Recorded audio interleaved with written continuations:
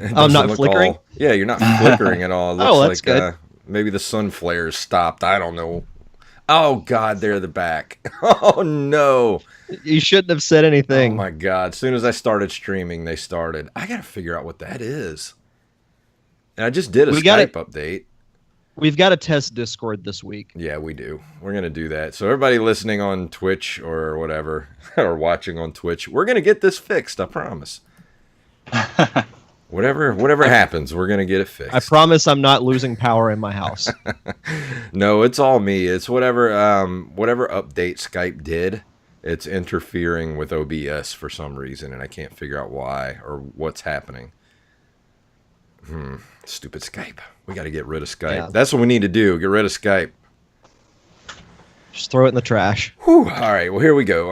Let me make sure all my music is up so I don't sound stupid and not know how to use a soundboard. Which I am stupid, but, we'll just get past that. Make sure all this stuff is up. And it is up, and we are good to go. Everybody ready? I'm ready. Sure. All right, let's do this in 3, 2, 1. This episode of the Nerd Cave Retro is brought to you by Audible.com. Get a free audiobook download and a 30-day free trial at audibletrial.com/nerdcave. Over 180,000 titles to choose from for your iPhone, Android, Kindle, or MP3 player. You're listening to the Nerd Cave Network.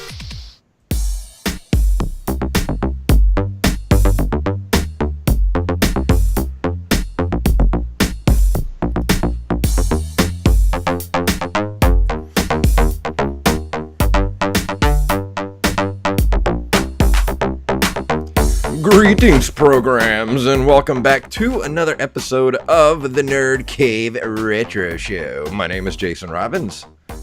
And I'm Derek Diamond. And Derek, we have a guest this evening, someone who has been a champion of the podcast on Twitter for the last, I want to say like a year or so. I think I've been listening to you guys for a little while, a year now or so. I think probably a good 30 episodes or so. This is Mr. Nate. What was your last name? Supplee. Supplee. That's how you say it. Nate Supplee. He is at Retrogaming Dev on Twitter. So say hi, Nate. Hi, everyone. Thanks for having me on the show. This is really exciting. As I've said, I'm a huge fan, so it's an honor to be on with you guys. So I've been wanting to get you on the show for a while, and I figured no better show to have you on than for probably the absolutely hardest Nintendo Entertainment System game that there is. You were telling me about it. I played last 2 nights on stream, and it kicked my butt. So yeah, that's why I didn't stream it, because I didn't want to be extremely embarrassed online. It was very embarrassing. Yeah. So tell everybody a little bit about what you do, your Twitch channel, and all that good stuff, and where they can find you on the internet. So you can find me on Twitch. I like to stream retro games. I'm really into retro gaming, hence the tag Retrogaming Dev. I'm also a web developer on the daytime job. But you can find me on Twitch. My handle is Retrogaming Dev there, as well as on Twitter at Retrogaming Dev. And also on YouTube. So I like to do a little bit of streaming of retro games. And then I also like to try to put together a little bit more elaborate videos for YouTube. But I'm just kind of getting going on that. So. Which I'm very jealous of, because all of a sudden it's like we were kind of neck and neck there for a while on our gaming streams, and then all of a sudden he's throwing in overdubs and throwing in video, and I'm like, what are you doing? For a while, I was just exporting my streams over there, and then I realized I had a Adobe Premiere, and I started tinkering with that, and things have just been going downhill from there. So yeah, you're gonna have to make me step my game up, and I don't have the time, Nate. I don't have the time. I understand. So what about you, Derek? How was your week? I know we got your next episode. We're actually recording 2 episodes tonight, so. Nate's going to be here with us for the first one to do Battletoads for the NES, and then the next episode we're going to be doing Battletoads and Double Dragon. which, whoo, I had quite a time with that game yesterday. Yeah, I don't want to set the expectation too high, but I think this might be one of my best reviews I do. I hope so. And I will just leave it at that, because if that text that I sent you earlier is any inclination, it was quite the experience. And it's funny because I went this past week to a local retro gaming store we have here in town called the Video Game Trading Post. Mm-hmm. And I had mentioned that I had never played a Battletoads game before. And there's like 4 or 5 people that are working, and they all go, ooh. Oh. They say that game is going to test your patience. And they were not lying. But I will save that for the next show. But no, other than that, staying busy with work, trying to get my short film off the ground. I've been making some good traction with that, and of course, doing the whole podcast thing. So, yes. Other than that, relatively uneventful week, I think. We got a couple of viewers on the Twitch stream right now, and Retro Game Brew says, "Hello, Nate." Hey, man. I've been following him for a while now too. I gotta get on board with their podcast. I still haven't listened to it yet. I have so many podcasts in my queue. It's crazy. I gotta slim something down. Same here. But other as my week goes, it's been a pretty normal week for me. I texted Derek last night. I was like, yeah, I can't even get past the first boss on Battletoads and Double Dragon, so good luck. Derek was like, oh, this bodes well. I was like, yeah, wait till you play it. And I responded with a couple of expletives that I won't repeat on this show, but yeah, it's been a pretty regular week for me. It's been really hot, and I don't like it, and I want to move to a better climate. I hate it. I don't know how it is over there in Pensacola for you, Derek, but it's like Satan's butthole over here right now. Well, if it's Satan's butthole in Biloxi, it's Satan's taint over here in Pensacola. So look, I'm sitting in my office right now with the air conditioner on 70, and I'm still sweating. Like, you see me like wiping my face because it's like 800 degrees in here. I will tell one funny story before we move on to the news. So, my garage door is currently non-functional. So I went outside to figure out why it was non-functional. Mm-hmm. This is at like 5 o'clock in the evening. It's still blistering hot outside. Yeah. And I figure out that there's this coil that's on either side. There's one on each side of the garage door, and the one on the right became undone. So as I'm trying to roll it back up, my head hits the top of the garage door, and this wave of dirt just hits me right in the face. So I'm covered in dirt. I'm pouring sweat. So I'm like, screw this. So I took like a half-hour-long hot bath before we did this podcast. Yeah, so I took a cold shower before the podcast. I made sure the water temperature was just above freezing, so I could lower my body temperature a little bit. Nice. But on that note, let's go ahead and move into the news.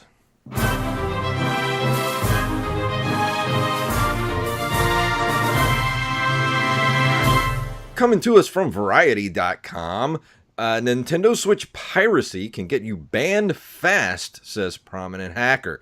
A prominent hacker is warning people not to pirate games on the Nintendo Switch. In a lengthy Reddit post, Skyers M, I think that's how you pronounce it, said people who do so will quickly be detected by Nintendo's robust security measures and banned. Nintendo can detect whether or not the data on a Switch game card is legit. This solves the 3DS era issue of game card header data being shared between games, they said. Additionally, there's a fair amount of other unknown encrypted data in a certificate being uploaded, and certificates are also linked to Nintendo accounts. When gold points are redeemed, sharing of certificates should be fairly detectable for Nintendo. This system works perfectly to prevent online piracy of digital games. So what do you think about the old Nintendo cracking down on piracy? Well, it's not really that surprising, to be honest. I've always been a little leery of actually pirating games. Like, emulators and ROMs to me are different. Yeah. But when you like mod your system, like I never modded my 360 or anything like that, just because I was always leery about what could possibly happen. So, Well, I'm always if scared anything, to death I'm gonna this break just reaffirms that I would never pirate or hack my Switch. Yeah, I'm always scared to death I'm gonna break something and then be out $400. You know? Exactly. Yeah, I homebrewed my Wii, which is obviously like way old now, so it doesn't matter if they ban me from that one. But it's a brilliant way to do that. But obviously, the new consoles, they're just getting a little smarter about it. Yeah. I think they, for a long time, were trying to stop people on the Wii. They would release updates that would pretty much kill your hack. You know. Yeah.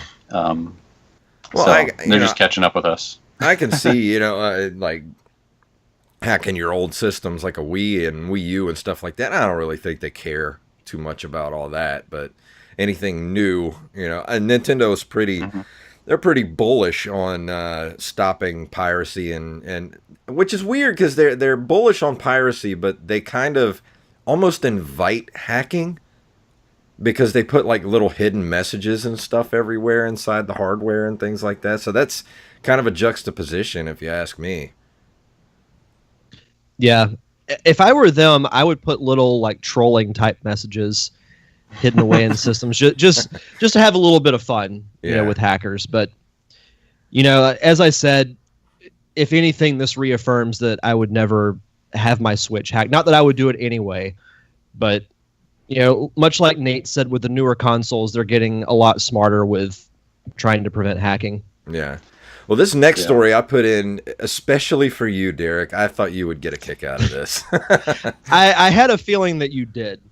This comes to us from the nextweb.com. SEGA wants to crowdfund a Sonic the Hedgehog toaster. If I could afford to crowdfund it myself, I would totally do it. I don't remember ever stumbling down the stairs for breakfast and thinking, this toast could really use a burned-in representation of a hedgehog on methamphetamine. But that's not to say you haven't. And if you have, you're in luck. SEGA announced today on the official Sonic the Hedgehog Twitter account it would be crowdsourcing a brand new project involving our favorite hedgehog, the blue one in case you have a favorite hedgehog that's a different color. The project isn't a game, though. It's a toaster. You read that right. No need to adjust your screen. The toaster burns the center and edges of the bread, making it utterly useless if the goal is actually making toast. But if you're using it to, I don't know, impress a Tinder date, then it may just fit the bill. See, if they're going to do this, they have to do the whole ensemble. They've got to do like maybe a Dr. Robotnik like egg beater or some Knuckles, pancake maker or something like that. They got to do the whole set. Like I would get the whole thing. So I don't know. This is what Sega's working on. Really? Yeah. They well, can't they're busy making that new console, right? Oh no, they're not. Oh wait, they can't even they're not doing that. They can't even make their own Genesis Mini consoles. The Mega Drive Minis. They got to get at games to make it. Well, let's go work on a toaster. Like really? But a cool toaster. Yeah, it's a cool toaster. It kind of makes me think that Sega's slightly moving the direction of Atari, but I'm not. I don't want to give them a tombstone yet. But it kind of makes me nervous. It's like they're farming their name off to the most random things, and Yeah. I mean, don't get me wrong. If I saw something like this on like ThinkGeek or something, I would be like, "Oh, this is cool. This will make a really cool gift for like Derek or something for Christmas." Oh, yeah. But really, like Sega of America is crowdfunding making a freaking Sonic the Hedgehog toaster. Like they don't have enough money. Like, are they that broke that they can't make a 50,000 unit run of a Sonic toaster? They have to crowdfund it. This doesn't bode well for getting anything Sega branded within the next like millennia. Yeah. It says here you can snag one for just the low price of $34.95. No thanks. And according to Sega, 1,000 of these need to be sold before July 12th or they won't get made. And that would be a real shame. So Let's see. I get paid next week, so how many could I buy? I'm kidding. I'm well, not.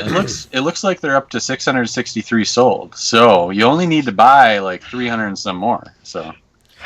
Well, they only have 2.5 more weeks to get another 300 and something toasters sold. Yeah, we're gonna need to get that Patreon started pretty quickly so I can buy the rest of these toasters. Oh boy, I don't even know what else to say about this. This is so stupid. I'm kind of exaggerating a bit, obviously, but I do honestly think the toaster's pretty cool. But I do agree, if it were another group, like if I saw this on, like you said, Think Geek or it just in some store, I'd be like, oh, this is cool. I might get one. But since Sega's actually doing it, maybe you guys should focus on actually making your own retro console. Yeah. That's where I'm at with it. Like I love all the little Nintendo toys I can find and add-ons, but they're actually doing cool stuff on their own, on top of that. So it's kind of, let's get some cool base Sega gear out there, and then do the cool toys on top of that. Yeah. So I mean, at least do like some retro Sonic style, like T-shirts or something. Like that's $20 a piece with $5 shipping and handling. I'd buy a Sonic shirt. What? A toaster? Really? Like, okay, let's Sonic. Oh, they could brand with Oral-B and do a Sonic toothbrush. Hey now, Ooh. Where's my money? Where's my marketing money, Sega? Whoa. Let's go ahead and again. If they made it, I would probably buy it. Yeah. On that note, let's go ahead and move into this month in video game history. In June of 1992, graphics adventure Indiana Jones and the Fate of Atlantis is released by LucasArts. Did either of you play this? I did not. I played a demo of it. So I always wanted this game. I was a huge Indiana Jones fan. But I had a really crappy PC back then, and I got a demo with one of those gaming magazines. They used to hand out the magazine would come with a demo disc of like 5 games on there. Yeah. And this was one of them on there, and my computer couldn't quite handle it. So it just never came into my possession by the time I got a decent PC. So yeah, I never played this. I think we talked about. I remember us talking about this last year for video game history, and we talked about it because it used the Scum engine that LucasArts developed back then, which ran Monkey Island and what else? The Day of the Tentacle, like all those kind of games like that ran off the Scum engine. Yeah, I mean, I've looked into this game a lot. I mean, it's really, I mean, I've watched a ton of videos on it because, like I said, I'm a huge Indiana Jones fan, and it's a really amazing game. They really went all out on it, and the sprite work and the animation and the storytelling is really well done. I mean, it very well could have been like a movie script almost. It's kind of that well put together. So might have actually been. You never know. Yeah, it could have been. Yeah.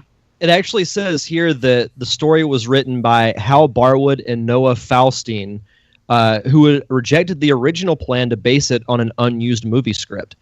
So it is an original story, but they actually were going to use like an unused Indiana Jones story for the game, which would have been kind of cool. Yeah. Yeah. Did you guys ever play the Indiana Jones game that came out for the original Xbox early 2000s? Was that the Infernal Machine? I believe. Let me Indiana. Or is that the one that was on Nintendo 64? That might be the one I'm thinking of. I played a little bit of that one. So I did not play it. Let's see. Indiana Jones. Let me look it up on Google. It's been a rough go for Indiana Jones. He's not had a ton of really good video games. I think this one, the Game of the Month one, Fate of Atlantis, I think was probably one of the best ones in most people's opinions. It was. And then Indiana Jones. The Super Nintendo trilogy was pretty good in my opinion. Those were it's probably really not hard. Perfect. Yeah, those were extremely hard though. I tried to play that one not too long ago. But the one I'm talking about is called Indiana Jones and the Emperor's Tomb that came out for the Xbox. I remember it being really well done. It was done with the same engine as they did the Buffy the Vampire games for Xbox, because it was kind of the same look and same same kind of button scheme, like attacks and all that kind of stuff. It was a really good game. If you ever get a chance to play it, I highly recommend it. It got a 73% on Metacritic right here. That's not bad. That's not bad. Wow. That's pretty impressive. Yeah. Also in June of 1992, the arcade blockbuster Street Fighter II: The World Warrior, featuring 8 diverse fighters, hit the home console with its release of Street Fighter II on the Super Famicom in Japan, turning living rooms into proving grounds and siblings into rivals. It would see release on the SNES in North America that following July, and in Europe in December of that same year. Great game. Yeah, I've played Street Fighter II Turbo on the SNES Classic, and that's been my only delving into the Street Fighter universe. But, you know, I do really like it, and I wouldn't mind playing more of these games. I mean, we've talked about this before, but graphically and gameplay-wise, you know, from what I've seen of watching YouTube videos of this, these games really stand the test of time. Oh, yeah. I mean, they still have Street Fighter 2 tournaments, like, you know, Super Nintendo tournaments for Street Fighter 2. So that shows you how well these games were made, and that graphic style. And it goes even to today. I say when you have a graphical style, like I think, you know, Link's the new Legend of Zelda game is going to hold up way longer than some of the other Zelda games, like Twilight Princess and stuff like that, because it has that very kind of cartoony look to it, and it's going to hold up a lot better over the years. I mean, it just proves it. Street Fighter 2 proves it right there. Well, yeah, and they just release a 30th anniversary edition on the Switch, I believe, or probably multiple systems, but where they pack in all the different versions of the game, I think. So that sounds right. And I played the Street Fighter 2 Turbo on the SNES Mini not too long ago, and I forgot how very few fighters there are in that game, actually. Mm-hmm.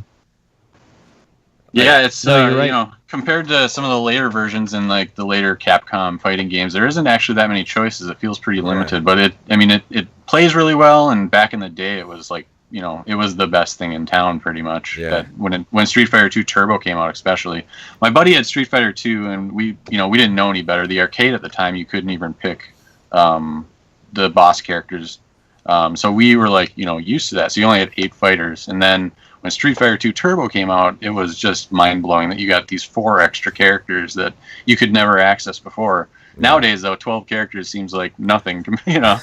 I mean, they pack like 30, 40 fighters in games now, so. Well, hell, look at Smash Brothers is about to come out. It's got like 50, 60 characters in it. Like, good Lord, man.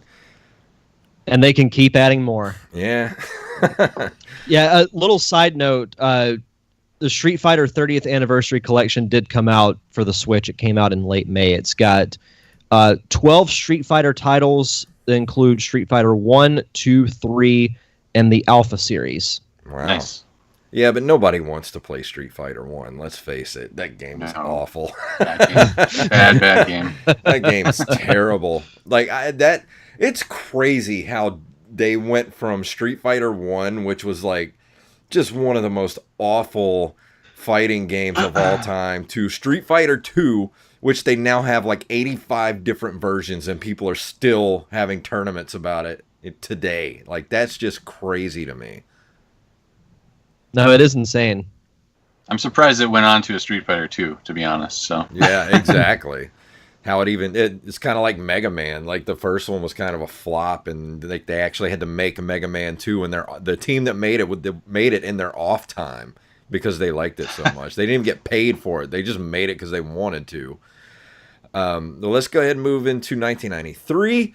LucasArts releases Maniac Mansion 2: Day of the Tentacle for the PC. Did you guys ever play the Maniac Mansion games? I've heard of them, but never played them. I played the first one on the NES. That's a pretty good game. It's a lot of fun. It's similar to even like the point and click games from Lucas. Well, this is from LucasArts. Mm-hmm. So yeah, it's a good game. So it's a lot of fun. It's a lot of exploration, point and click. Never played the sequel though, so yeah, can't speak much to that one. I didn't play the sequel either. I just started a new game on Maniac Mansion for the NES because I haven't played it in, good God, probably 25. Wait, no, that would only make it 1993. So probably at least 29 years now that I've haven't played a Maniac Mansion game. So we'll see how that goes. I might review that. Yeah. So we'll I see. liked all the goofiness that they packed into it. It was like not just it was like just I don't even remember all the details. It's been so long, like you said, it's been like 29, 30 years for me probably too. And they just packed all sorts of goofiness into the game and goofy characters. And, yeah. Yeah, well, it's going to be fun to go back and play it. So, I mean, I might stream it if I can, but problem is it's been so long. Like, I don't mind streaming a lot of games that I've continued playing throughout the years that I actually know how to play. But then there's stuff that I know I'm going to be horrible at that I'm not going to stream, like the Battletoads. I'm like, I haven't played this game since 1991 or whenever it came out. And I know I'm going to be terrible at it because even as a kid, I was awful at it. That's why I stopped playing it. I'm like, I'm not going to embarrass myself on Twitch by trying to play this hard as balls game. No, thank you. I don't recommend it. Yep.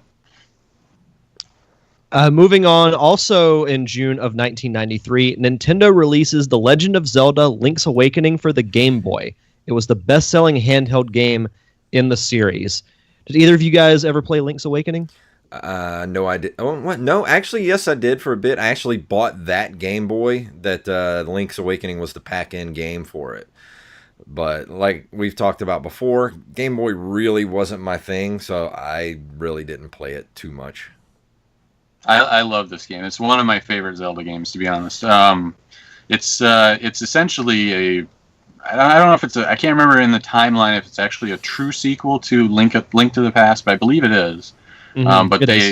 It plays just the same as Link to the Past, and I almost think it's got a better story to it and like more interesting dungeons and bosses, and just the whole idea of searching the island for these musical instruments was just, I don't know, I just had so much fun playing it. So it probably helped that it came out in a summer that I went on a bunch of road trips with my family. So yeah, I think I burned through quite a few batteries playing this game. So see, that was the thing. When you guys were kids, you went on family vacations. My family didn't go anywhere, so I didn't get that chance to play the handheld games when I was a kid.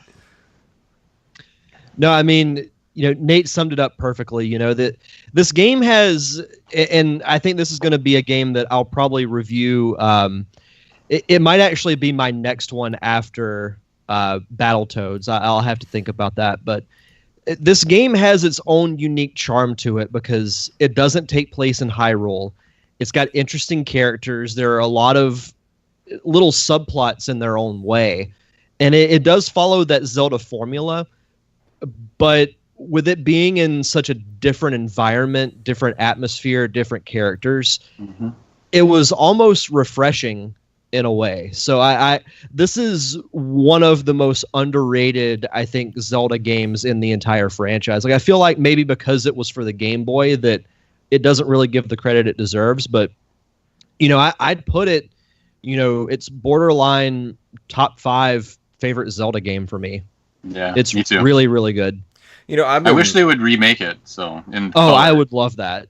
I've been wanting to pull the trigger on a Super Game Boy for my Super Nintendo, so I can go back and play some of those old Game Boy titles that I missed. So I might go ahead and do that because you go to the retro game store and they're just lousy with those Super Game Boys. So I might go ahead and pick one up just to have it. Since you love Link to the Past, you would love Link's Awakening. Yeah, it's a very, very good game. Well, I'd love to go back and play it. Like, I just started another game of Link to the Past not too long ago, and that game holds up like crazy, man. Good Lord. It's so good. Also in June of 1993, Electronic Arts releases Syndicate an isometric real-time tactical game from Bullfrog Productions. It is the first title in the Syndicate series, an expansion pack, Syndicate American Revolt, a sequel, Syndicate Wars, and a reboot, Syndicate, have also been released. The original game and expansion pack were re-released together in 1996 as Syndicate Plus. Did you guys ever play Syndicate? I'll be honest, I've never heard of it. Yeah, it's kind of fallen off the map, though. I think they did, like you said, they had one a little bit more recently come out. I played it back in the day, though. It's a pretty cool game. I was into Bullfrog games. I was really into Populous. Populous is one of my favorite games back then. Yeah. And the fact that it was Bullfrog, I think, is the reason I bought it. And it's pretty cool. It's kind of like a cyberpunk-inspired tactical RTS type game. And you control a party of 4 guys or up to 4 guys, and you move through a city and kind of clean it up, and there's a bit of strategy to it, and you have to kind of win over the people in the city, and they will like pay you taxes, assuming you don't like overtax them, and you use that money to like build upgrades and do augmentation to your fighters, and it's pretty cool. I mean, and the graphics were really cool back in the day. It had a good isometric view, so. Sounds like an early version of like XCOM or something like that. Yeah, it it's really very does. very similar to that game. So I didn't play a ton of XCOM, but I know it's very similar to that. So wow, well, that's cool. Oh yeah, this came out on a lot of platforms. I didn't know this. It's like on MS-DOS, Amiga, the Mac, Sega Genesis, SNES, 3DO, Atari Jaguar, like. I mean, pretty much anywhere. It was even on the Sega CD. Yeah, anywhere you could play a game, you could get these games. And I don't remember this at all. Yeah, it was really popular for a while there, but like I said, I think it kind of has fallen off the map. So one would say, it passed me by. That's for Wally. Thanks, Wally. And to close out this month in video game history, and it's a shame because it's not something between 1995 and 99 that I can't reference. So on June 2nd, 1994, Surtech releases turn-based tactics game Jagged Alliance, the first installment of the Jagged Alliance series. I love this name the cover sounds for this. vaguely familiar. Dude, have you guys I never played it. Have you guys looked at the cover for this yet? Oh my lord, it looks like total 80s cheese. Oh, I love every minute of it. I love everything about this. I love the font. I love the color. I love all of it. That is great. Like I would, if this was a VHS tape, I would have so picked this off the shelf. It looks like a VHS tape. It does, yeah, totally. This is great. It's a well-regarded game. I mean, it's reviewed very well. I never played it back in the day. I know it's from the same company that did Wizardry, though, which Wizardry is probably one that we've have heard of that one a little more frequently, but never had the chance to try it. So, dude, look at this guy with the mustache in the background. That's got like the machine gun on his shoulder. He looks like if Arnold Schwarzenegger and Hulk Hogan had a baby. I would love to do an Arnold impression while doing a Hulk Hogan catchphrase, but I cannot.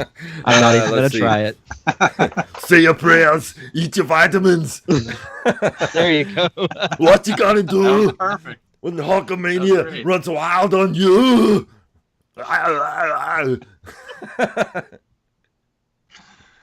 Nice. That's too good. Oh, and Retro Game Brew says that Zelda Link's Awakening is in his top 3 Zelda games of all time.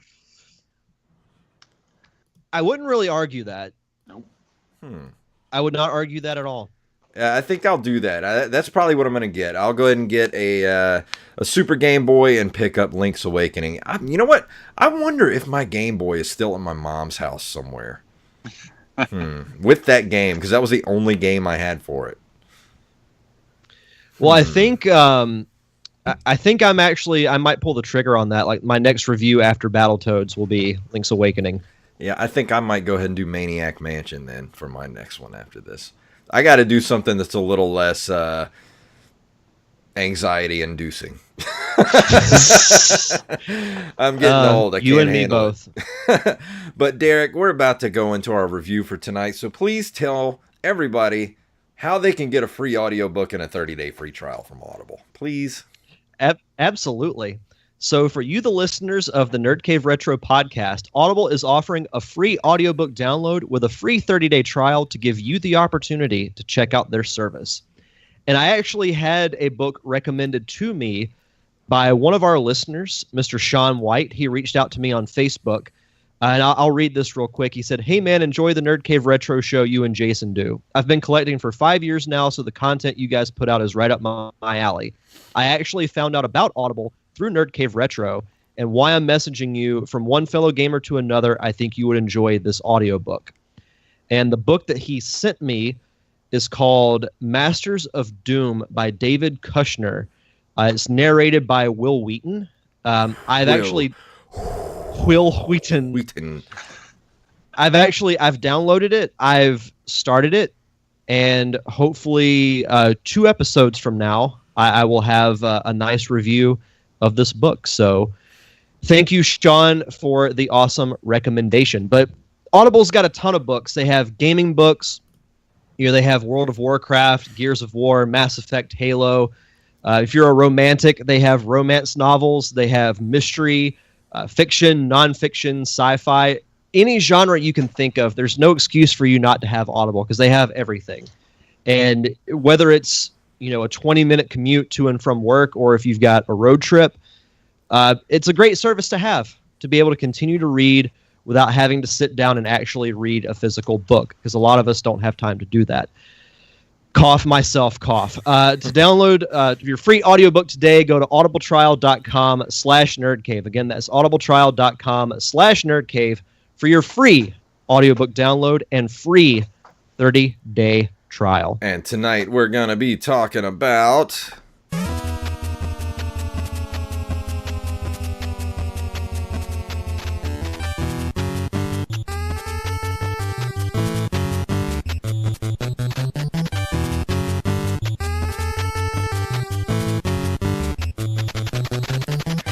Oh yeah, we're going to be talking about Battletoads this evening, kids. It is a video game by Rare that began with the original beat 'em up game Battletoads in 1991, starring 3 anthropomorphic toads named after skin conditions: rash, zits, and pimple. The series was created to rival the Teenage Mutant Ninja Turtle games. Oh, who wouldn't have guessed that? The series as a whole has been quite popular, with 5 installments up to this date, and at its apex spawned an animated television pilot, which failed miserably. The initial Battletoads game for the NES was renowned for its difficulty, but also received a cult following and spawned sequels for various platforms, including crossover with the Double Dragon series. In each game, the objective is to defeat the Toad's nemesis, the Dark Queen, and her army of space mutants. So I have been playing the original NES game over the last week or so. I'm just going to say, I don't think I've ever played a game that has been more rage-inducing in me than playing this game. I can't even do a proper full review of the game, because guess what? I can't get past the 3rd level. I can't do it. I think I did it one time when I was a kid. I think I got past it one time when I was a kid. And then I just stopped playing this game back then. And now I remember why I stopped playing it. This game is too goddamn ridiculously hard to play. And I don't know what they were thinking, because look, the first level's great. Like, just the whole side-scrolling, just straight up beat 'em up. The controls are awesome. Like, the final boss fight's cool, where you have to do kind of like a reverse first-person view thing, where you're throwing the rock at the screen of the whatever the big thing is that's shooting at you. Then you go down, a mile-long hole where you gotta defeat, various birds and like machines that are trying to clip your rope as you go down the hole. But then you get to the 3rd level, which is you do a couple of platforms where you beat up a couple of enemies, which look like evil Chuck E. Cheese's and then you get on your hover bike, and that all goes to crap from there. Like, I can't get any further than that. So, Nate, I know you've been playing it. What is your take on Battletoads for the NES? Well, so when you invited me on the show and said it was going to be for the Battletoads review, I thought I better play it again, because I haven't played it since I was a kid. And I remember we liked it a lot. We rented it multiple times. It was, most games we would rent it one time and you'd either like love it and like go buy it, yeah, or you would just hate it and never think of it again. Well, no, but I straight up bought this thing because I was hyped for it because of Nintendo Power. So thank you, Nintendo. They did hype it good. But yeah, I know I rented it a couple times because we always had such a good time playing like the first two levels. The first two levels are like perfect. Like you said, the controls are great, the graphics are great. I mean, for the Nintendo at the time, of course. Oh yeah. The music is like rocking, and but then you get to, like you said, level 3 and like everything goes to hell. And they just I like I said, I played it the last 2 nights on stream, and I couldn't get past level 3, just the same as you. I got stuck there, and I think I was getting close almost, but it was about my 20th try, and I was like, I'm an hour and a half into a stream, and I've been stuck on this same stage. I gotta call it, I mean, you would think that third level, like, that's normally, like, the difficulty of that level is akin to, the final level of, like, Ninja Gaiden, or, something along those lines. Like, it's so ridiculously hard. Like, that should be like the final level of the game, not the third. I agree entirely. So what about you, Derek? Did you get to play it at all?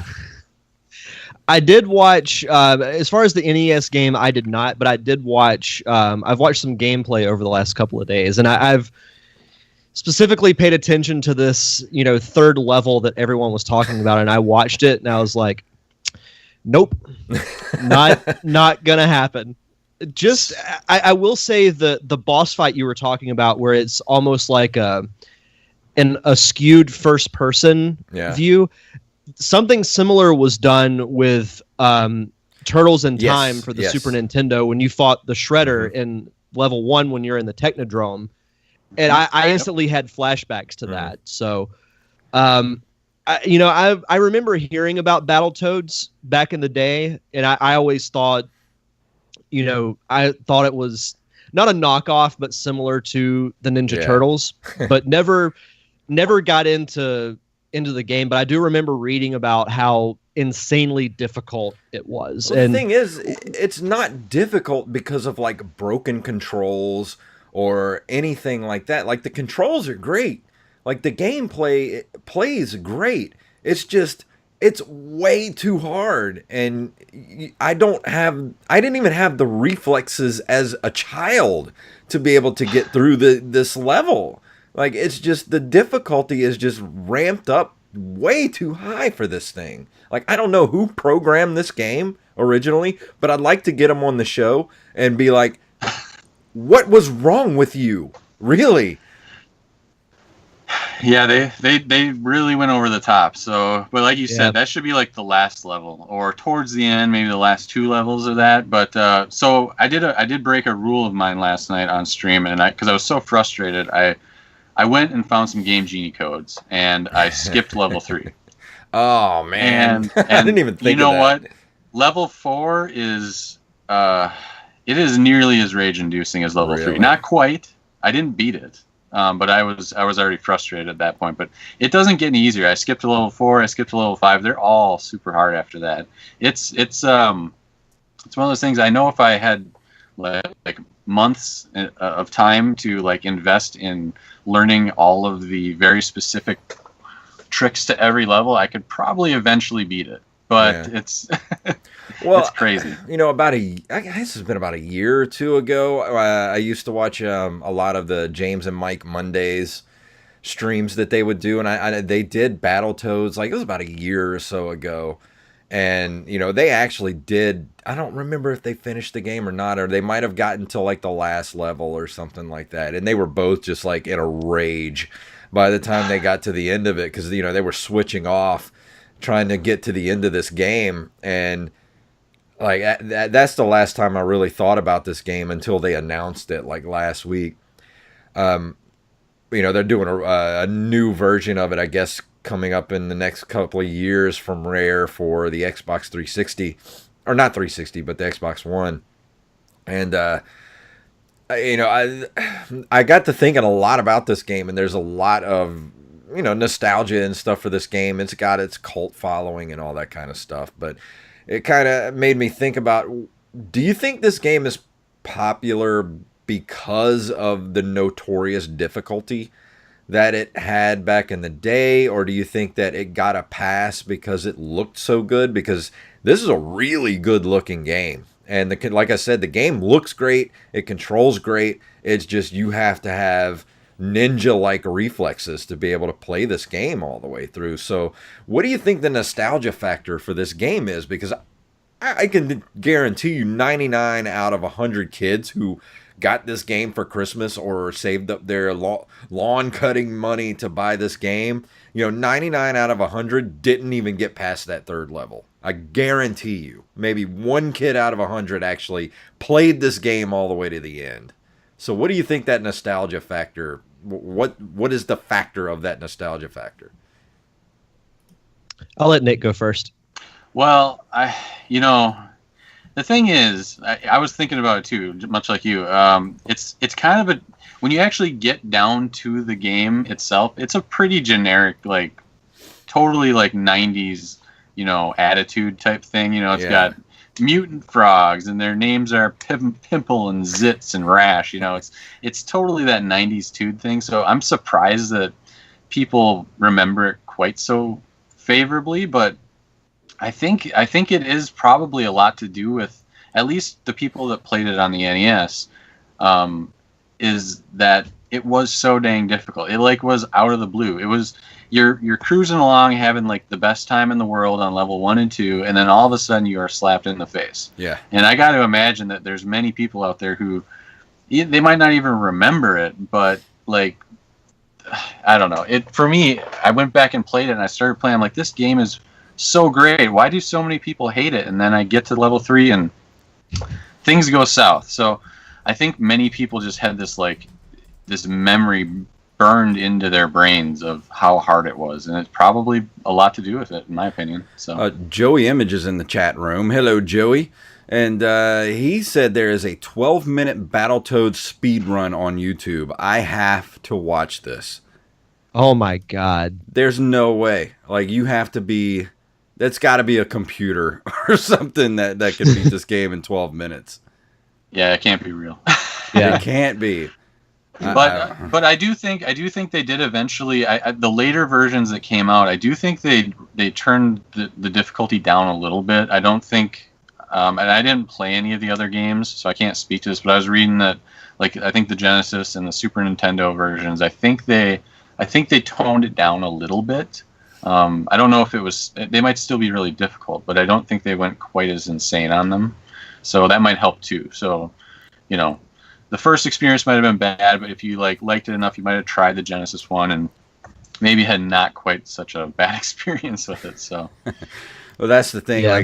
The reason I remember this game so well is because it was pushed by Nintendo Power really hard for a while, and they were pumping this game up for at least 4 or 5 issues, and then they did the big Battletoads issue where they had levels 1 through 5 completely mapped out in the magazine and everything, and I rushed out and used my lawn cutting money to buy Battletoads, and just being so playing that first level, and I'm just like, wow, this game looks great, it plays great. You get through the second level and you're like, okay, that was a little more difficult, but we're getting through this. And then you get to that third level and it's just like, it's impossible. Like you said, Nate, it's like getting slapped in the face, and you're so frustrated because you only get 3 continues or 3 lives. And once you're done, you got to start the whole game over again. And there was no way to get through that game without, some sort of unlimited continues or something like that. Like, I don't know why they didn't give you that would have helped a lot, I think, if they would have given you unlimited continues to get through the game. Yeah. I think, to me, one of the reasons why, and this is coming from someone who didn't really grow up playing the game, but it came out in a time where you had the Ninja Turtles, you had Sonic, and you had other, anthropomorphic, walking, talking animal creatures. So I think the appeal of that, I think, is one reason why it's, I don't know if I would go as far as to say it stood the test of time, but it's obviously still at least relevant enough for them to make a new game. It's coming out soon. So I think, in addition to its legendary difficulty, I think because of what it is and the time that it came out in, really has a lot to do with why people still recognize Battletoads. Well, I remember it being one of the last games that I got for the Nintendo before the Super Nintendo came out. And I just remember being so excited for the Super Nintendo because, it's got better graphics and better sound and everything. And then Battletoads was like, it pushed the Nintendo to the limit. Like, the original NES hardware was like, that was the best you could look on that system, I think. I mean, it's up there.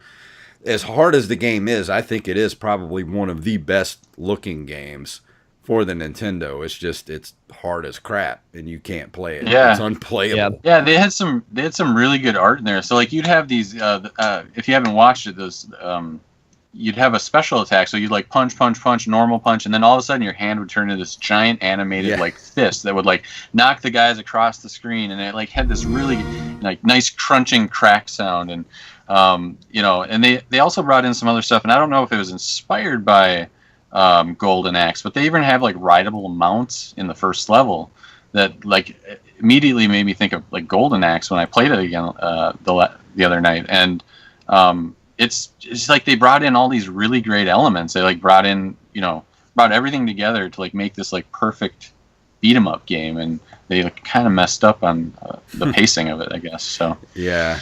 Well, I'm looking at the video that Joey Image pasted into the chat room, and it's from a YouTube channel by The Mexican Runner, and it was just published on May 10th, 2018. World record speed run, 12 minutes, 42.4 seconds. I'm watching this when we're done tonight because I don't know how you do that game in 12 minutes. That sounds legendary. Oh yeah, I don't believe it. I gotta see it to believe it. You know what's funny about it? I'm looking at it too. The description, he says, "I am not very satisfied with sloppy mistakes here and there." Really? What? 12 minutes. That's pretty insane. I don't think there's anything sloppy there. No.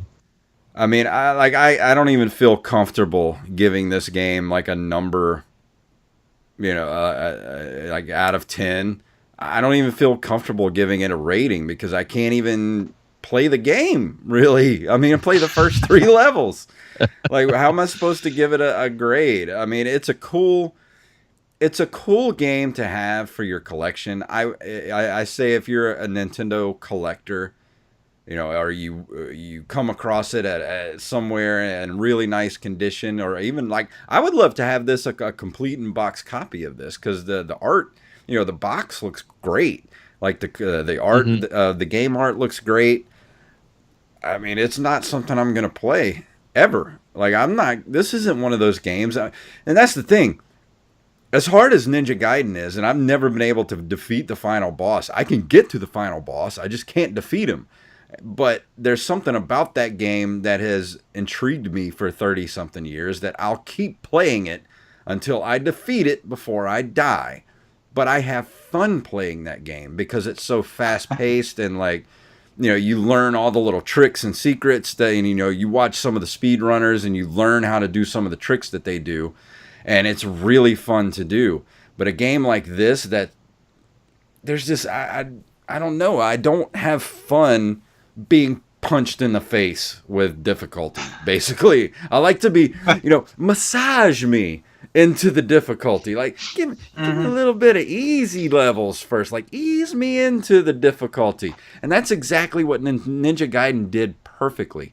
each level was a little bit more ramped up than the last level, until you're at a fever pitch where you're just like, I can't tell what's going on. And then, but like Battletoads is like right there. As soon as you start the game, it's like smacking you in the face with difficulty, and I don't like it. I don't like it. Yeah, Ninja Gaiden, they at least made you feel like you had a chance. So. Yeah. Wow, Joey Image says that a complete in-box copy of the Battletoads and Double Dragon game on eBay for $900. Jesus. No thanks. No thanks. I'll pay for that with a big old bag of nope. Yeah, no thank you. But I'm not even going to give it a grade. I'm not going to give it a ranking. If you want to get the game, get it, but know what you're getting into. If you've never played Battletoads before, it's rough. It's way too rough unless you are more like that speedrunner guy. That guy probably played that game every day of his life for like 20 years to get that fast at it. That's the only way you're ever going to defeat this game, is to play it every single day of your life until you are like a machine playing it.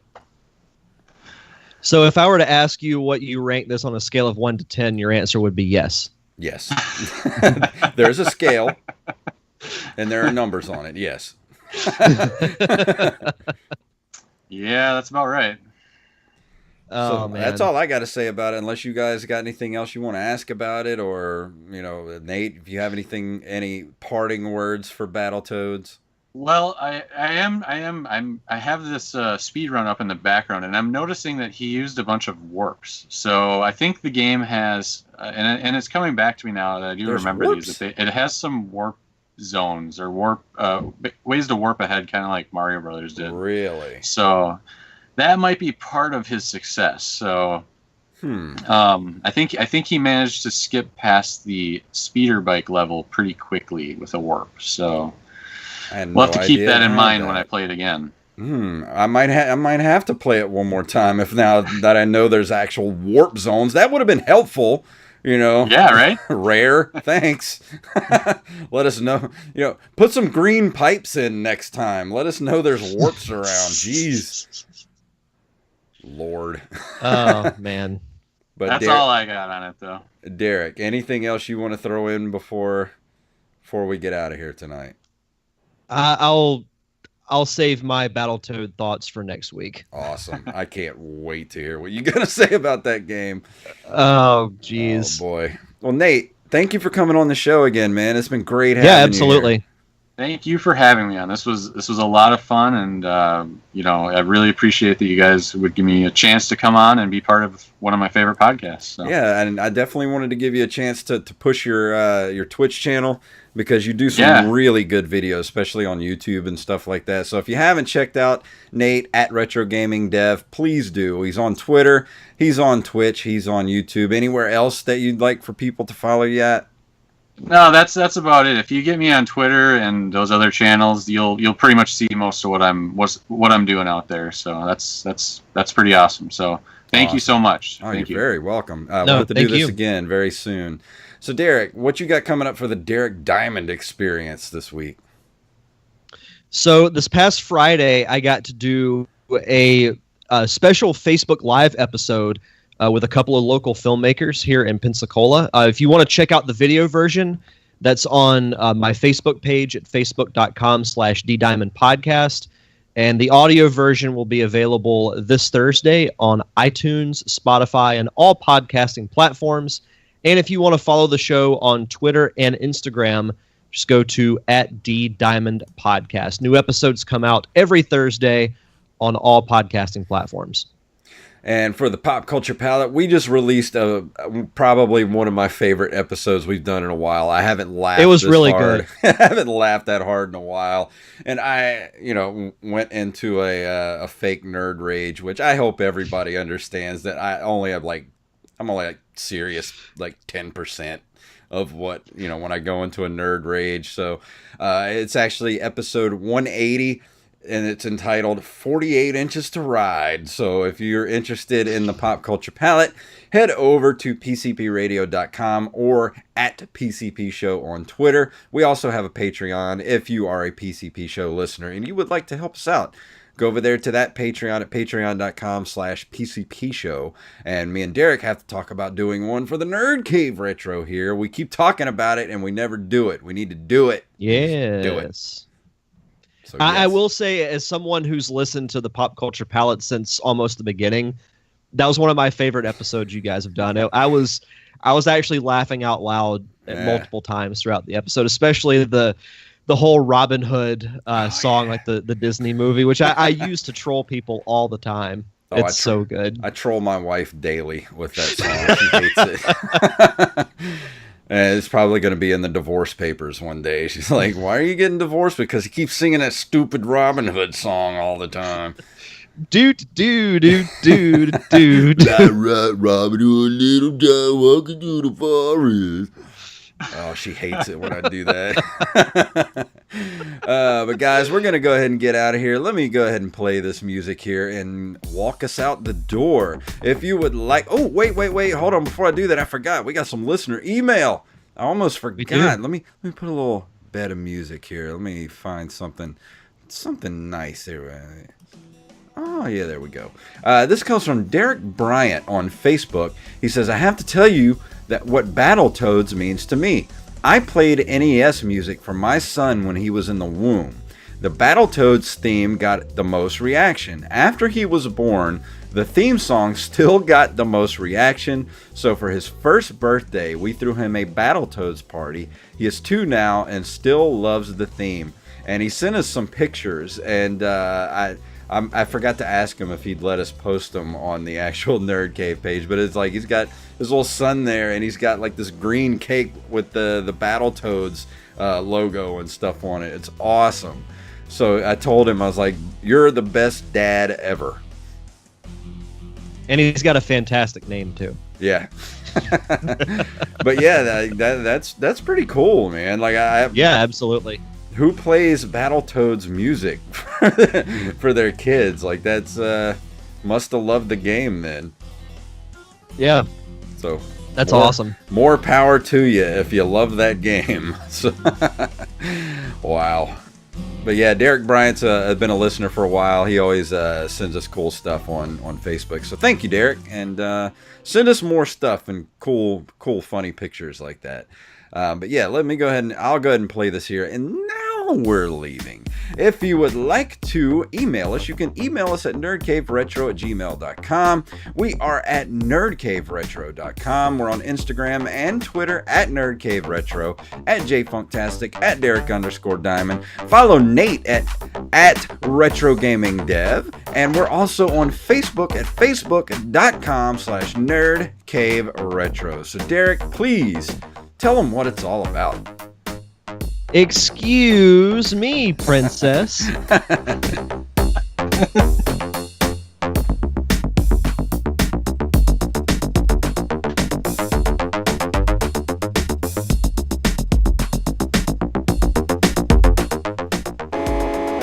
You've been listening to a Nerd Cave Network production.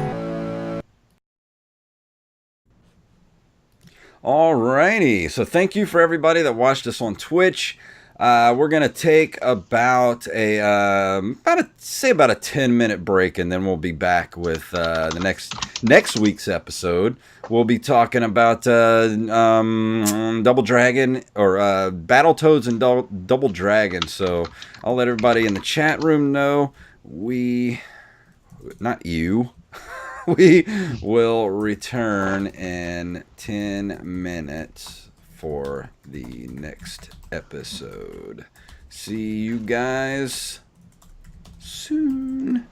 So Nate, thank you for joining us, man. That was great. Hey. Yeah, absolutely. Thank you so much. And thank you for having me. It was a lot of fun. It was my first podcast ever, and I appreciate the opportunity. So let's say goodbye to everybody on Twitch real quick, and then we'll talk for a second. Bye, everybody. Hey, everyone.